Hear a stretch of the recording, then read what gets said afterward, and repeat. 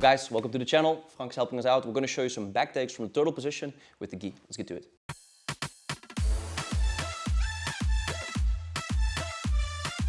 Okay, so from turtle, a few things we got to work with. In the no-gi video, we have entries to the truck here. Now we're going to do some basic stuff. Basic doesn't necessarily mean easy. And I'm going to assume my partner is not giving me the space to get my hooks in that easily. But let's just do some basic framework first. So if I get, for instance, my far side hook in, I cannot get in between the space between his elbow and knee. But this space I want to use on the far side, get my heel in and start entering with one hook. So you might end up in this position. It's important that my weight also is on the side of my hook. Because if I stay on my left side, he will just tilt to the left. And I don't have his back. He will just get his butt to the mat, turn towards me, because he fell on my hook. So if I do get the far side hook, now as my hook goes, my weight shifts. So I'm basing here, and my weight is on the side of the hook. Get this on the hook. If he now wants to tilt to the left side, go, it's very hard. If he falls to the right, I'm good, because then my bottom hook is the one I have in. If he's really forcing to the left side, push, push, push, push, I'm going to flip him over and get the hook on the top side. Now I can work it in and get the back. Now the same would apply for the close side hook. So let's just take the same side. Now instead of getting the far side hook, I'm going to work this left hook in. This is very hard because I have no base and structure. But let's assume you get this hook in. Same thing applies. My weight stays on the hook side. So if he wants to flip over to the right side now, it's hard. Yeah. So instead of getting hooks in, yeah, or working with some basic stuff, maybe some of you guys know this from judo. I like to keep pressure here on the gi, go inside the collar, and then lift him up. Now if I lift him up while my weight is here, I'm just using my arms. So as I lift, I step close. So I go like 1, 2. I step close, so I have a good base to lift. Just to make it clear, if I'm here and I'm trying to stay low, please. If I try to lift Frank here, it's very hard. If I'm more on top of him, it's easier to lift. So that's why I switch my base. So we're here, stay low, please. I'm gonna switch, then lift up and yeet my hook in, switch to that side and start chasing the back here, getting that top side hook in.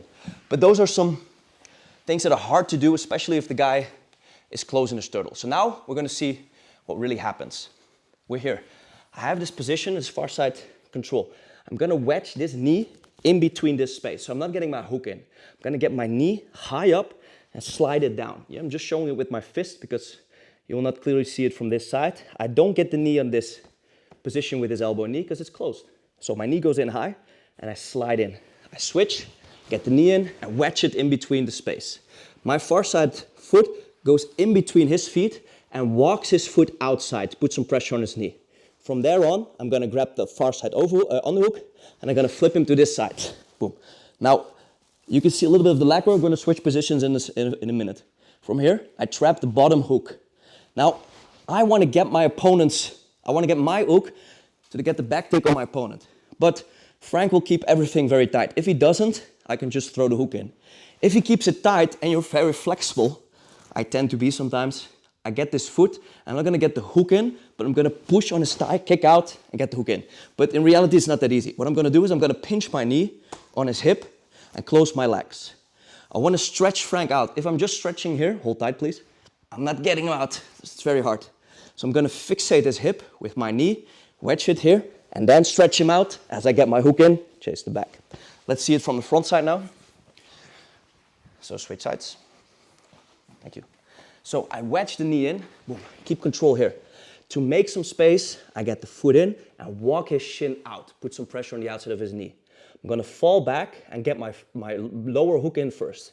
So here, as I flip him over, get this hook in. Now I wanna get that second hook in, but he keeps everything tight. So from there, from that seat belt, I'm gonna pinch my knees, close my legs, and as I pinch his hip, I extend his hips and his upper back from each other, like so.